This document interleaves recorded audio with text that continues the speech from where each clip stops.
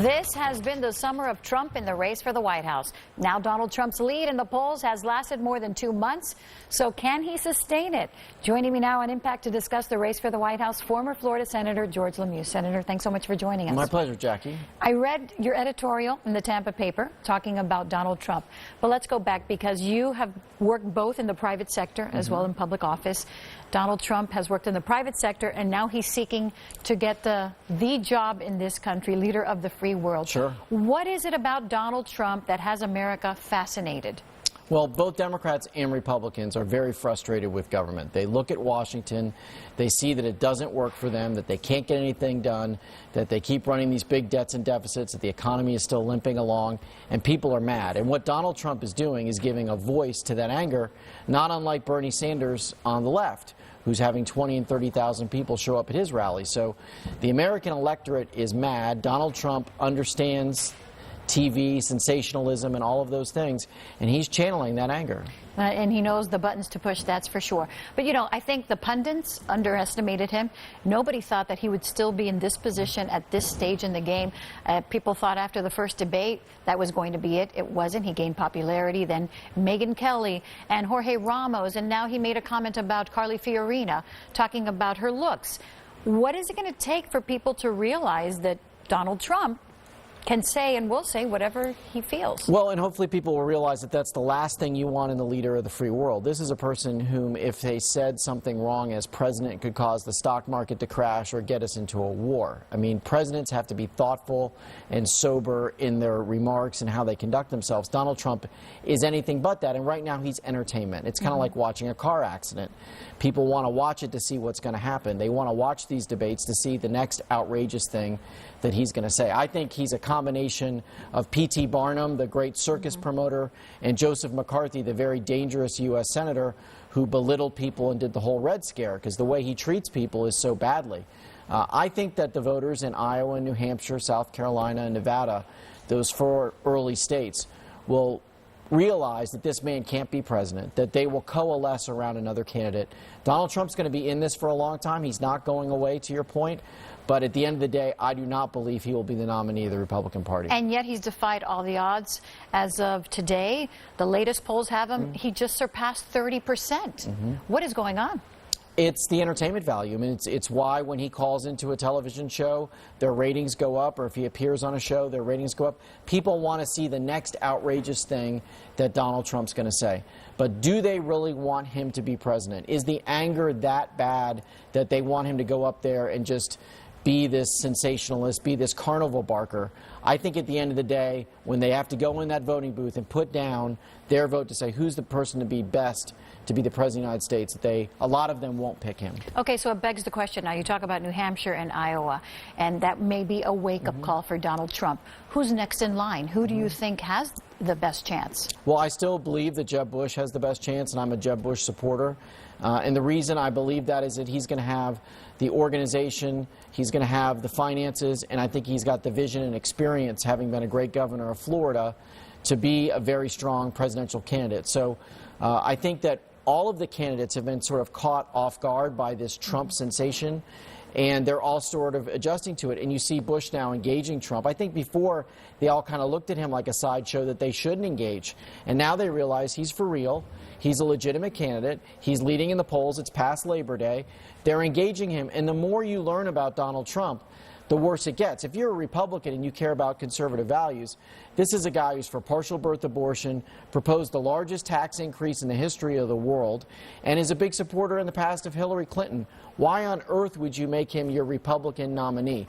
When that gets out, I think that the sort of summer fling with Donald Trump will dissipate, and people will coalesce around another candidate. What is going on with Jeb Bush? Why can't he get the momentum going in his direction? He was the front runner for so long. So what has happened, and what does he need to do to get back on track? Well, I think Donald Trump has stolen all the oxygen out of the race, and he'll continue to say more outlandish things to gain and keep attention for himself. What Jeb has to demonstrate, and I think he will, is that he's got the vision and the experience.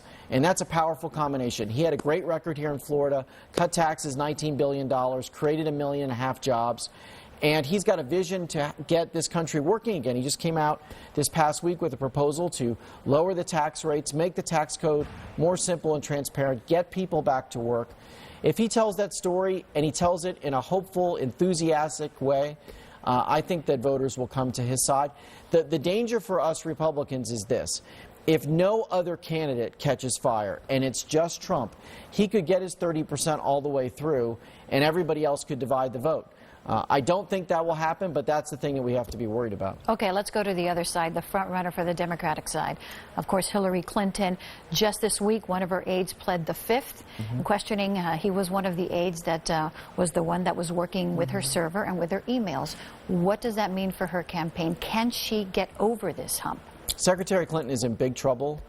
The idea that she had emails destroyed that may have had government information on them. We have a federal judge now who has told the FBI, go find those emails, either figure out how to get them retrieved off that wiped server or find out who the other party was who received them. When you have aides pleading the Fifth, that means that they believe that if they say something, it could lead to them being criminally prosecuted. We've been to this movie before. This was really what happened to Richard Nixon. In some ways, this could be worse. So I think Hillary Clinton's in big trouble, and I think for the Democrats, the challenge is, are we really going to nominate somebody who, during the middle of this election, could get indicted and then disqualify the Democrats from having any chance of winning the White House? That's why you see Joe Biden, who was not going to run for president, seriously talking about it and gaining some support. So what has to happen in her camp? What are they saying? Because I know that she first came out and said that she did nothing wrong, then she came out and she apologized. So it seems like she's polling to see what she should be saying. I think that's right, Jackie, but I think at the end of the day, now it's not in the political realm anymore. Now it's in the legal realm. And when you have a federal judge, which is about the most powerful position in this country, is a federal trial judge, telling the Federal Bureau of Investigation, go find these emails, and if one of those emails gets found that she had destroyed, and that email is about something that is official business, that is not showing her in a good light, she's in big trouble. Remember, David Petraeus, our very celebrated general who won the war in Iraq, pled guilty for bringing confidential information home and had to plead guilty to a misdemeanor. So these laws are real. When I was in the U.S. Senate, when we would see top secret or confidential information, we had to go to a separate room, put our iPhone or BlackBerry outside, no windows. You know, you took it very seriously. So you knew exactly what you could and you could not do. Absolutely. The idea that she was willy-nilly getting it on her phone and some of it was being housed in a private server in a non-secure location, I mean, that to me is almost disqualifying in and of itself. The destruction is a far different matter. Okay, we have about 40 seconds left, and I need to ask you about the Senate seat in the state of Florida. Of course, you served as U.S. Senator from 2009 to 2011. There's going to be an open seat now, Marco Rubio's seat. Who do you like to fill that seat? Well, there's 3 Republicans that are running and 2 Democrats. On the Republican side, you have Lieutenant Governor Carlos Lopez-Quintero. You have Ron DeSantis, who's a U.S. congressman, and you have David Jolly, who's a U.S. congressman. On the left, Democratic side, you have Patrick Murphy, who's a U.S. congressman, and you also have a U.S. congressman out of Orlando. Racine. So who is kind of Donald Trump in his own way. So it's a wide open race. None of these folks have name recognition. You know, trying to get name recognition in a state of 20 million people is hard, so it's really too early to tell. Who do you like? Well, I like all of the Republicans. I'm close with Carlos Lopez-Quintero, and I know Ron DeSantis and think well of him too. Okay, we'll leave it at that. Senator George LeMieux, thanks so much for joining us here on Impact.